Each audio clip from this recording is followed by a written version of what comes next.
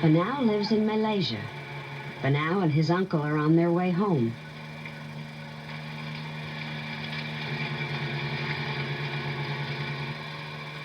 In this part of Malaysia, a lot of traveling is done on rivers. Dense forests make it difficult to build roads in this tropical land. It's hot and rains a lot in Banao's country. Heavy tropical rain. Thick forests thrive in this hot, wet climate. The rivers that flow through these forests are often the only roads. Nowadays, most boats have powerful outboard motors. But not very long ago, boats had to be paddled, and journeys took a long time.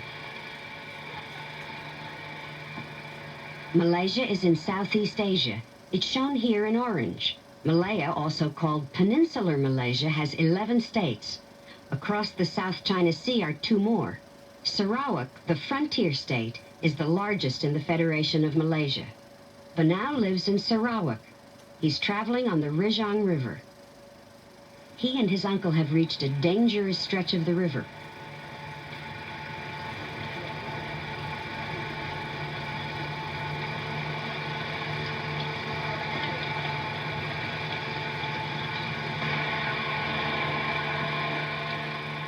Luckily, they reach calmer water again.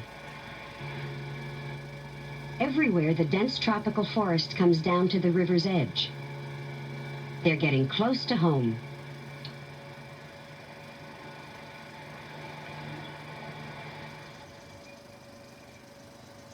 Banao and his uncle are Dayaks, a group of people who were the original inhabitants of Sarawak. Dayaks usually live in longhouses. A longhouse is shared by many families. Building the longhouse on poles 10 feet above the ground and using a slatted floor lets cool air enter the room. Domestic animals are kept underneath. Along the front of the longhouse is a wide porch.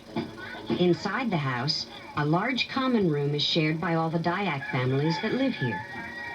They often work, eat, and dance in the common room. This Dayak woman is making a mat from rattan, which is a climbing plant. These people make many things from materials they find in the forests around their home. An old man skillfully makes string from a fiber that grows in the rainforest. The Dayak women weave beautiful cotton blankets.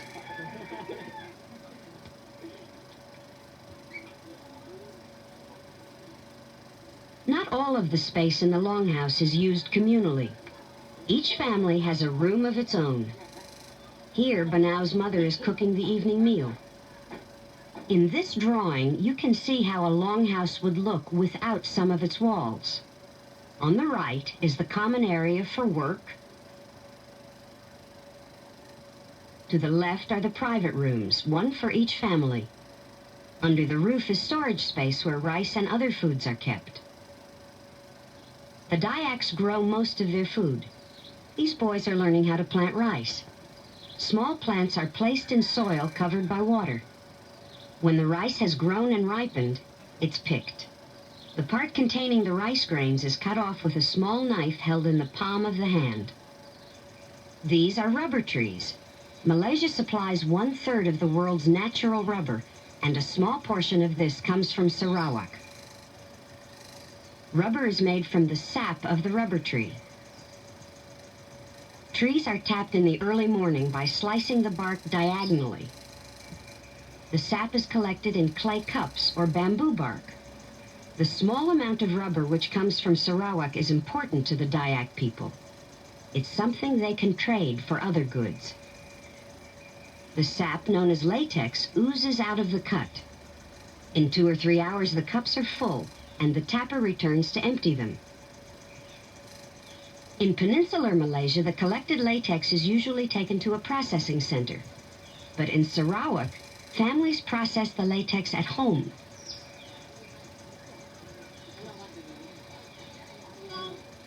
To thicken the latex, they add formic acid. The thickened latex is flattened into thin sheets.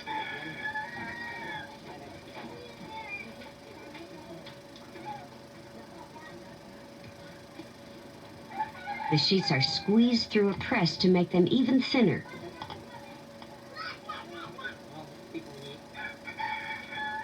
Then left on the porch to dry in the sun. The sheets are smoked, then put into bales and stacked for market. By this time, Banau's mother has finished cooking, and the family is eating in their private longhouse room. The most important food in their diet is rice, which is eaten with small portions of meat and vegetables. Banau's father is the chief of this longhouse.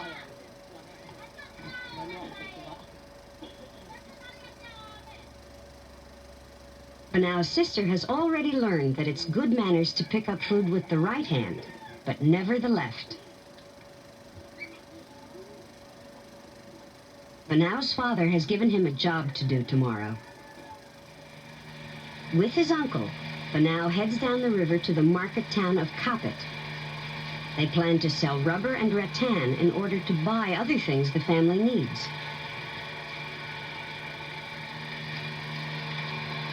Many people are traveling on the river this morning, perhaps also to sell and buy goods in Kapit. The river is wider near Kapit.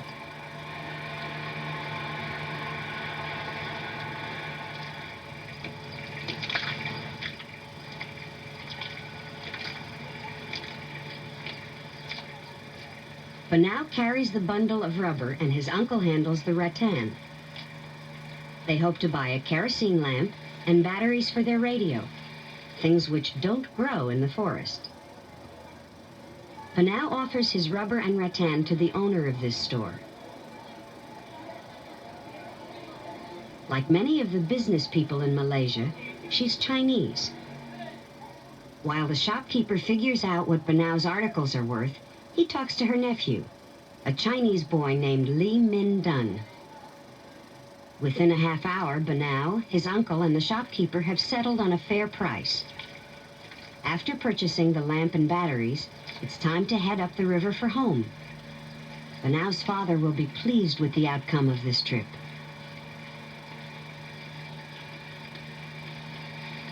Meanwhile, Lee Min Dun has been helping his aunt in her shop. She has a well-stocked store.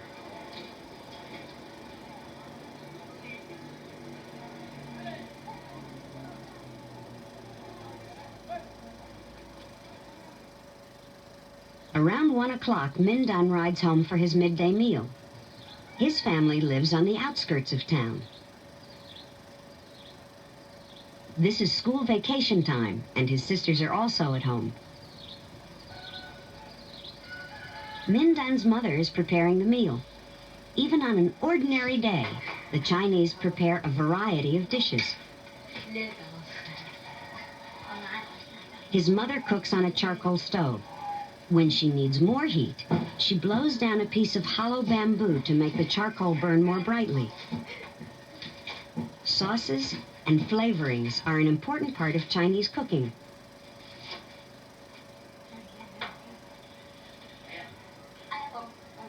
Min Dun's father has come home to eat with the family.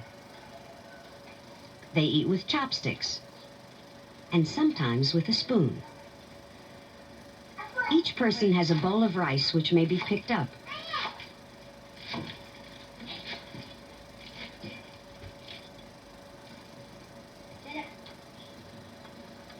The other dishes of food are placed in the center, and each person helps himself. Some foods come from the family garden. These are peanuts. And here are some sweet potatoes. That evening, Min Dun plays a game with his brothers and sisters.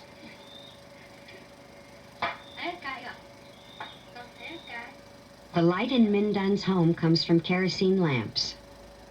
Tomorrow, Min Dun will be going back to boarding school. In the morning, he heads for the river. His school is farther down the river in the town of Cebu. He'll travel there by boat. It will be bigger than the boat Banau traveled in.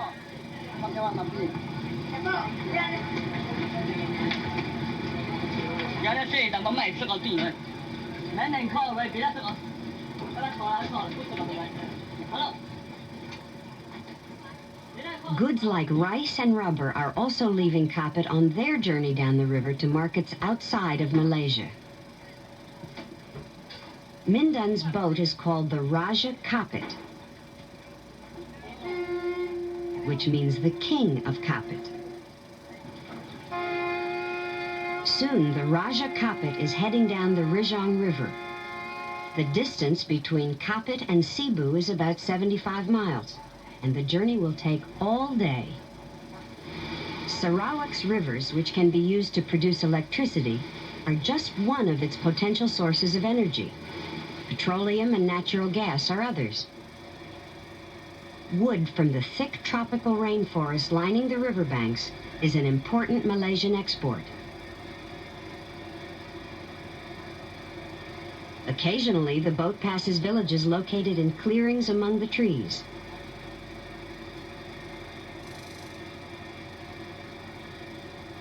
Each village has its own boat landing made of logs.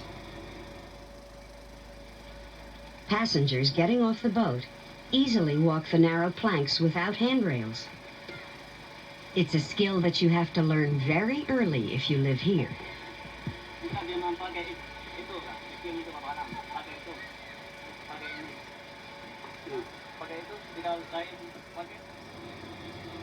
The Raja Kapit is off again, passing mile after mile of forest. Another stop. It's just like a country bus service.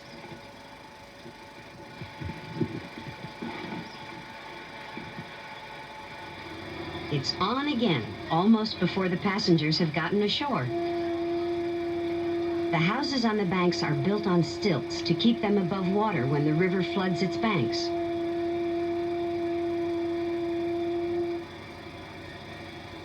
The next stop is at a timber wharf.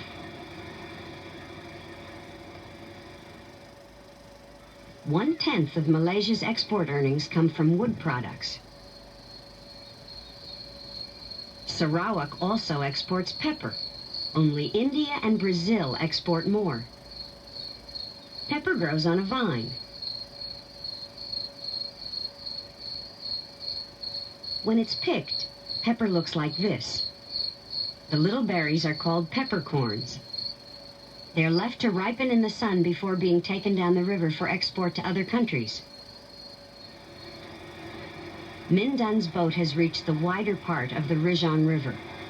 Soon he'll be joining his school friends ashore in Cebu. Cebu is Sarawak's second largest port. Kuching is number 1. The Raja Kapit is moored up, and Mindun hurries ashore. Rubber from the forests upriver is being unloaded. Children travel from all parts of Sarawak to attend this school in Cebu. There's a lot to talk about after a vacation. In Mindun's class, there are many students who are Malays, the group of people after which Malaysia is named. Children from all parts of Malaysia enter school when they are 7 years old. As you know very well, rubber was not a native plant. It was got from Brazil. The teacher is Indian. In South America. From there, it was taken to London, and 70,000 seeds were germinated in London in 1800. Mindun's level in school is equivalent to grade 9 in the United States. When we look around Cebu, many names over the shops and businesses are Chinese. These merchants, along with British and other Western traders, handle the exports and imports that pass through Cebu. Cebu has become important because it's the farthest point up the Rijong River that can be reached by seagoing ships.